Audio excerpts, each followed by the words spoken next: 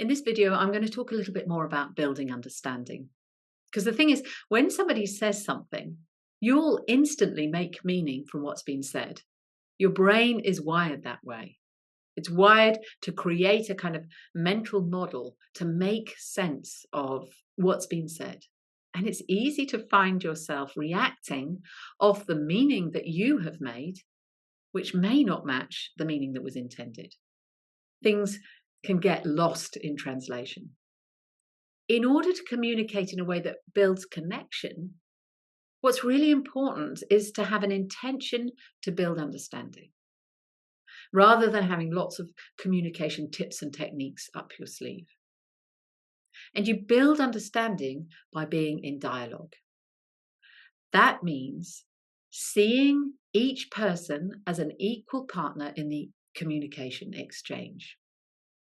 It means having mutual respect and consideration. When you're in dialogue, each person is impacted by the other, which means that if you and I are in dialogue, I'm going to be impacted by what you say, but equally, you're going to be impacted by what I say. We'll be building understanding of each other's model of the world.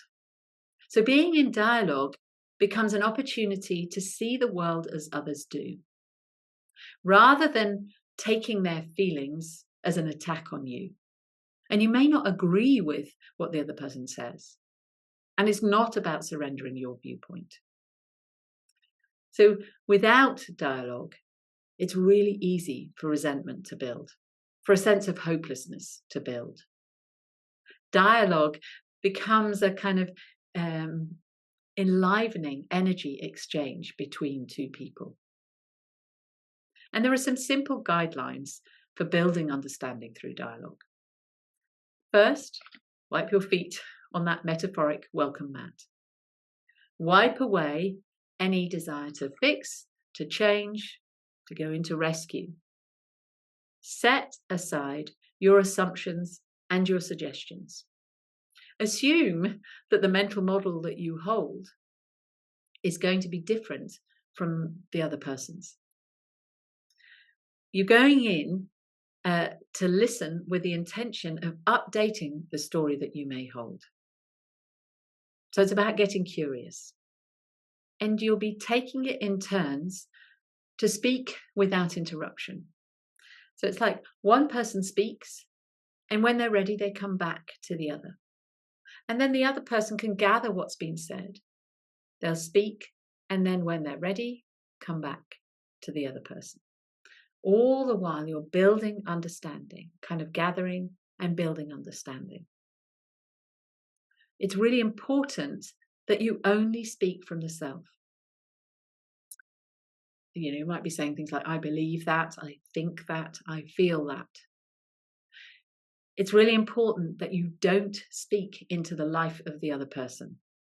Tell them what they should be thinking, what they should be saying, what they should be doing. You can raise your concerns, but own them. So when it's your turn to speak, you might say, well, I'm concerned that, whatever, or I'm worried that. So you can bring your concerns, but own them. And you're building understanding between the two of you. And remember, nobody has the monopoly on the truth. There may be times where you might want to invite the other person to say a little bit more so that you can help to build understanding. You might ask them, say something like, do you want to say a bit more about that? Just so that you can really make sure that you're understanding them right. There's also a really useful question, a clarifying question that you can ask. And you do this by repeating back some of the other person's words and asking what kind of. So it might be, what kind of frustrated, or what kind of stuck, or what kind of annoyed. So you're taking their words and using that question just to get a bit more clarity about what they're saying. It's one of the clean language questions that was created by David Grove, and you can find out more about that in my book, The Listening Space. There's a lovely story that was shared with me recently by someone who said that this question, this simple question, clean language question, transform the conversations that she was having with her son, her 10-year-old son. Her son has ADHD and he struggles with the back and forward conversations. So he gets stuck and lost for words. But that question, what kind of, repeating back some of his words, seemed to ignite a spark in him, and he comes alive. And he's finding it much easier to respond. He kind of looks at her and reaches in and pulls out the information when normally he just shuts down. He never says, I don't know. It just keeps the conversation going in a very casual, light way. She said, it's not like an interrogation. He knows I'm listening because I've repeated back some of his words. So that question, as a way of inviting more, has really helped to keep that dialogue going, to help build understanding, to invite him to say a little bit more. And there are ways of blocking conversation. Probably the best way of blocking conversation is to go on your mobile phone, to get distracted, to scan through your texts, WhatsApp messages. The great way of blocking dialogue, blocking that building of understanding.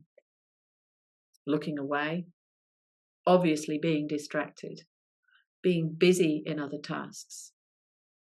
And finally, telling the other person, speaking into their life, is a great way of block. It doesn't invite more a conversation. It doesn't invite a building of understanding. So in the next video, I'm going to share a story with you from a mother who used this approach of building understanding with her teenage son.